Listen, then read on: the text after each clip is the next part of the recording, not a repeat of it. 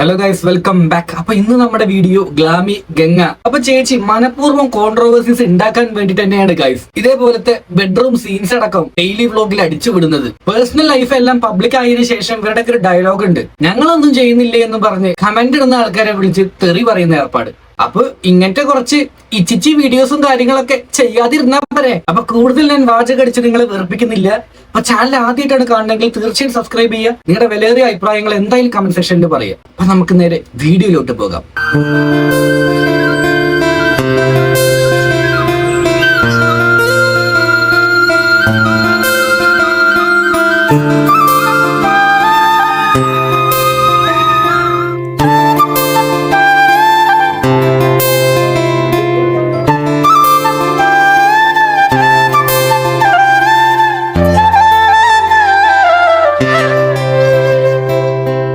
പരിപാടിയൊക്കെ നന്നായിട്ടുണ്ട് അല്ല, പക്ഷെ ഞാൻ ആലോചിക്കായിരുന്നു, ഇവർ ഈ വീഡിയോ എടുക്കുന്നതിന്റെ മുമ്പേ രാവിലെ നേരത്തെ എണീച്ചിട്ട് ട്രൈപോഡൊക്കെ ഇങ്ങനെ റെഡിയാക്കി വെച്ചിട്ട് ക്യാമറ ഓൺ ആക്കിയിട്ട് വീണ്ടും പോയി കിടന്നുറങ്ങിയിട്ട് വീണ്ടും നീച്ച് വരുന്ന പോലെയുള്ള അഭിനയം. അയ്യോ, അവസ്ഥ ദുരന്തം എന്ന് പറയാൻ പറ്റില്ല, അൾട്രാ ദുരന്തം. ഇമാതിരി കോപ്രായങ്ങളൊക്കെ ആൾക്കാരുടെ അടുത്ത് കാണിച്ചു കഴിഞ്ഞാൽ ആൾക്കാർ പറയും, എന്തായാലും പറയില്ലടാ അത്രയ്ക്ക് ആർട്ടിഫിഷ്യൽ ആയിട്ടുണ്ടെന്നേ പറയാനുള്ളൂ. കഴിഞ്ഞിട്ടില്ല അടുത്തത്.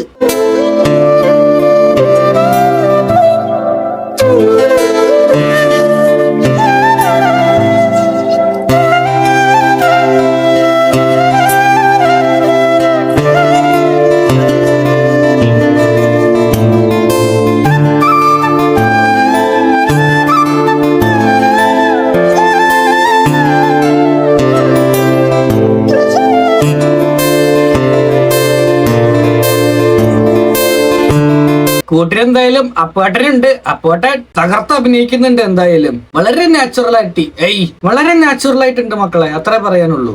അവനവന്റെ പ്രൈവറ്റ് മൊമെന്റ്സ് ഒക്കെ ഇതേപോലെ വീഡിയോ എടുത്ത് സോഷ്യൽ മീഡിയയിലും പബ്ലിക് ആക്കി എല്ലാവരും അതിനെപ്പറ്റി നല്ലത് പറയണമെന്ന് നമുക്ക് പറയാൻ പറ്റുമോ? അതേപോലെ തന്നെയാണ് അവരുടെ കമന്റ് ബോക്സും. അപ്പൊ അതുകൊണ്ട് തന്നെ നമുക്ക് അവരെ ആരും കുറ്റപ്പെടുത്താനും പറ്റില്ല. നിങ്ങൾ എല്ലാവരും നല്ലത് മാത്രം പറയണം എന്നുള്ളത്. അപ്പൊ ഇങ്ങനത്തെയുള്ള കാര്യങ്ങളൊക്കെ നമ്മൾ ഇട്ട് കൊടുക്കുമ്പോൾ അവർക്ക് അവിടെ ചോദ്യം ചെയ്യാനുള്ള അവകാശം കൂടി ഉണ്ട്. അവര് കണ്ടിട്ടാണല്ലോ നമുക്ക് സോഷ്യൽ മീഡിയ വഴി വരുമാനം കിട്ടുന്നത്. അപ്പൊ സബ്സ്ക്രൈബേഴ്സിനെ അടക്കം ഗ്ലാമി ഗംഗ ഉപയോഗിച്ച കുറച്ച് പദങ്ങളുണ്ട്, അതിലോട്ട് നമുക്ക് പോവാം. Hello guys, welcome back to our channel. അപ്പൊ എല്ലാവർക്കും നമ്മുടെ പുതിയൊരു വീഡിയോയിലോട്ട് സ്വാഗതം ഗൈസ്. അപ്പൊ ഇന്നത്തെ നമ്മുടെ വീഡിയോ എന്ന് പറയുന്നത് നമ്മൾ ഇന്ന് അപ്പൂന്റെ വീട്ടിലാണ്. അപ്പൊ ഒരു ഡേ ഇൻ മൈ ലൈഫ് എടുക്കാന്ന് വിചാരിച്ച് ഇപ്പൊ ഞങ്ങൾ ഉറക്കമൊക്കെ എണീറ്റതേ ഉള്ളൂ. ഉറക്കം എണീറ്റിട്ട് കുറച്ചു നേരമായി, ഒരു മണിക്കൂർ കേട്ടോ ഉറക്കം കഴിഞ്ഞിട്ട്. ഞങ്ങൾ ഇവിടെ എനിക്ക് മെയിലൊക്കെ ചെക്ക് ചെയ്യാണ്ടായിരുന്നു. അപ്പൊ അപ്പൂന് കുറച്ച് പണിയൊക്കെ ഉണ്ടായിരുന്നു. അങ്ങനെ നേരെ പുള്ളി വർക്കിലോട്ട് കയറി. അപ്പൊ കുറെ പേര് ചോദിക്കുന്നുണ്ടായിരുന്നു അപ്പൂന് എന്താണ് ജോലി എന്നുള്ള. ഓൾറെഡി നമ്മൾ മറ്റേ വീഡിയോയിലൊക്കെ പറഞ്ഞതാണ്. പൊന്നെ എന്താണ് ജോലി എന്ന് ഗൈസ്. അപ്പൂനെ കോണ്ടാക്ട് ചെയ്താൽ മതി. ഇൻസ്റ്റയിൽ മെസ്സേജ് അയച്ചത് മിസ്റ്റർ വിഷ്ണു എന്നാണ്. അപ്പം ആദ്യം എനിക്ക് എഡിറ്റ് ഉണ്ടായിരുന്നു. അപ്പം പിന്നെ അപ്പൂന് പുറത്തുനിന്ന് വർക്ക് കിട്ടിയതിനു ശേഷം അപ്പൂന് എഡിറ്റിംഗ് ഇല്ല. അപ്പൊ എനിക്കിപ്പം വേറെ ഉണ്ട്, എന്റെ എഡിറ്റർ വേറെ 2 പേരുണ്ട് എനിക്കിപ്പം. 2 എഡിറ്റർമാരോ? ഓ, ഒന്ന് നിങ്ങൾ ഓർക്കണേ ഗൈസ്, ഞാൻ അവരുടെ ഒക്കെ ഒരു സുഖം ആലോചിക്കുകയാണ്. ഇതേപോലത്തെ ഉള്ള വീഡിയോസ് അല്ലേ അതെടുത്തിട്ട് നേരെ കോപ്പി പേസ്റ്റ് ചെയ്യുക, ഒരു കട്ടിന്റെ ആവശ്യം പോലും ഇല്ല. എന്താ അത്ര എഡിറ്റ് ചെയ്യാനുള്ളത്? എഡിറ്റർമാർക്ക് എന്തായാലും ഭയങ്കര സുഖം തന്നെയാണ് ഗൈസ്. ഇനി എനിക്കിത് പേഴ്സണലി പറയാനുള്ള ഒരു കാര്യമാണ്. എനിക്ക് അറിഞ്ഞുകൂടാ, മേ ബി എനിക്ക് അതിനുള്ള കഴിവില്ലാത്തതുകൊണ്ടായിരിക്കും. ഞാൻ വളരെ റീസെന്റ് ആയിട്ട് ഇത് എടുത്തു വെച്ചിട്ട് കുറെ ദിവസമായി വീഡിയോ എടുത്തു വെച്ചിട്ട് നമ്മള് അപ്പൂന്റെ വീട്ടിൽ കയറണേണ്ട അന്ന് ഇവിടെ അതുകൊണ്ടാണ് ബെഡ്ഷീറ്റ് വിരിച്ചില്ല. സീരിയസ്ലി ഇതൊക്കെ ഒരു വലിയ പ്രശ്നമാണെന്ന് എനിക്ക് അറിഞ്ഞുകൂടായിരുന്നു. ബെഡ്ഷീറ്റ് വിരിച്ചില്ല, ഞാൻ വന്നപ്പോ അപ്പ മുണ്ടും പൊയ്ക്കൊണ്ട് നിന്നില്ല എന്നൊക്കെ ആയിരുന്നു ഇവിടുത്തെ പരാതികൾ.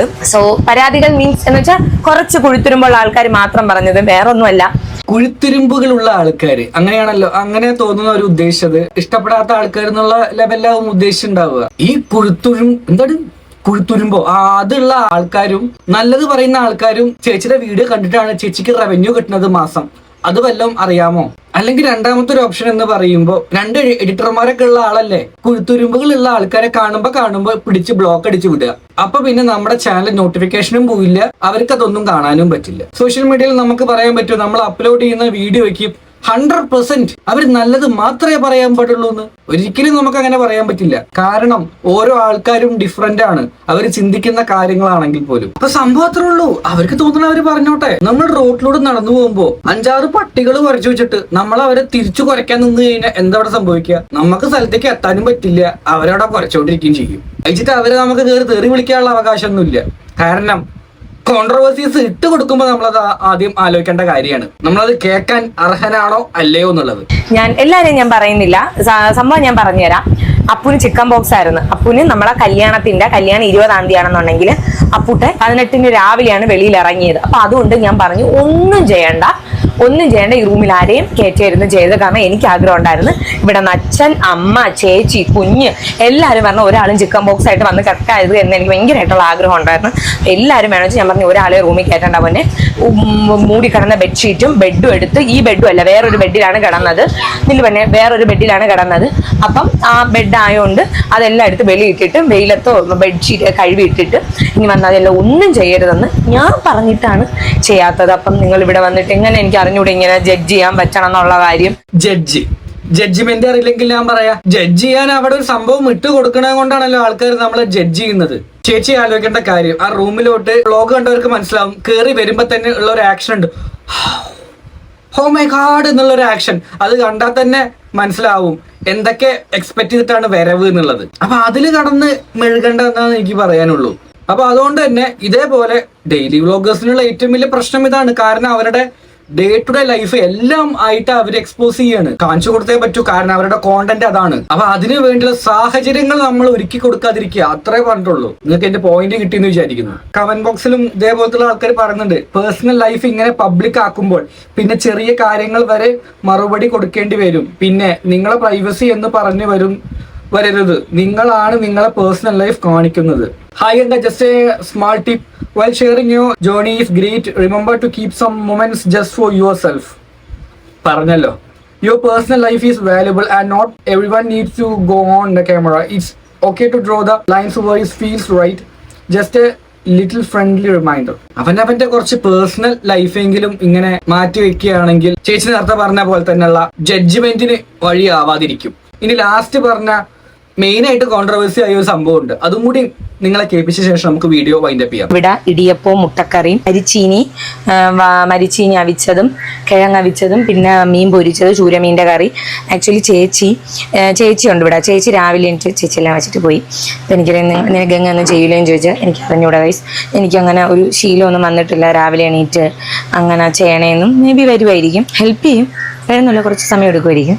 ഓക്കെ, കാരണം എനിക്ക് ശീലമില്ല, എനിക്കങ്ങനെ രാവിലെ എല്ലാം എനിക്ക് വെക്കാൻ അറിഞ്ഞൂടാ, എനിക്ക് എവിടെ തുടങ്ങണമെന്നോലും അറിഞ്ഞൂടാ. അപ്പം അതുകൊണ്ട് അങ്ങനെയാണ് കാര്യങ്ങൾ. അപ്പം ചേച്ചി ഓൾറെഡി അമ്മയ്ക്ക് കാലമായതുകൊണ്ട് ചേച്ചിയാണ് എല്ലാം ചെയ്തിട്ട് പോണത്. അപ്പം ഇന്നലെ അമ്മയെ ഹോസ്പിറ്റലിൽ കൊണ്ടുപോയി. അപ്പം ഇപ്പൊ ഒരുവിധം ഗുളിയെ കഴിച്ചപ്പം വേദന കുറവുണ്ട്. അപ്പം അമ്മയ്ക്ക് വയ്യായിരുന്നു, അതായത് അപ്പാട്ടന്റെ അമ്മയ്ക്ക് വയ്യായിരുന്നു. ചേച്ചിയാണ് അവിടുത്തെ ജോലി മൊത്തം ചെയ്തിറക്കണമെന്നാണ് പറഞ്ഞിരിക്കുന്നത്. ഒരിക്കലും ഒരാൾക്ക് വേറൊരു വീട്ടിലേക്ക് കയറി ചെല്ലുമ്പോൾ അവിടുത്തെ കൾച്ചറും കാര്യങ്ങളൊക്കെ പൊരുത്തപ്പെടാനും പഠിക്കാനും ഒന്ന് സ്റ്റഡി ചെയ്യാൻ സമയം എടുക്കും. അപ്പൊ അപ്പോഴേക്ക് തന്നെ ജോലി ചെയ്യണമെന്നൊന്നും നമുക്കൊന്നും പറയാൻ പറ്റില്ല. ഞാൻ കമന്റ് എടുത്ത് നോക്കുമ്പോൾ ഒരുപാട് ആൾക്കാർ അതിൽ തന്നെ ഇട്ടിട്ടുണ്ട്, അതെന്താ നിനക്ക് അങ്ങനെ ചെയ്ത അവരെ ഹെൽപ്പ് ചെയ്യല്ലേ വേണ്ടുള്ളൂ എന്നുള്ളത്, അതിനും മടിയാണോ എന്നുള്ള കമന്റ്. പുത്തനേച്ചി പുരപ്പുറം തൂക്കുമെന്ന് പറയുന്ന എന്തൊക്കെ പണ്ടത്തെ അതൊക്കെ പണ്ടത്തെ കാലത്ത് നടക്കുള്ളൂ. ഇന്നത്തെ കുട്ടികളാരും അത് ചെയ്യാൻ പോകുന്നില്ല. പിന്നെ അവനവന്റെ ലൈഫ് ആകുമ്പോ കുറച്ച് കുക്ക് ചെയ്യാനൊക്കെ പഠിച്ചു വെക്കുന്നത് നല്ലതായിരിക്കും. എല്ലാ സമയത്തും നമുക്ക് എല്ലാവരും ഉണ്ടാവണമെന്നില്ലല്ലോ. അറ്റ്ലീസ്റ്റ് ഒരു മുട്ട പുഴുങ്ങാനേലും പഠിക്കുക.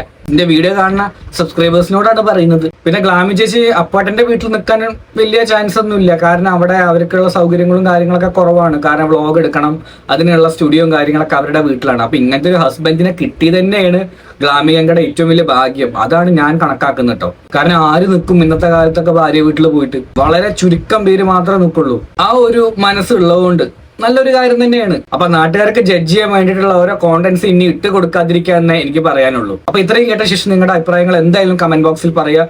നമുക്ക് അടുത്ത വീഡിയോ ആയിട്ട് കാണാം.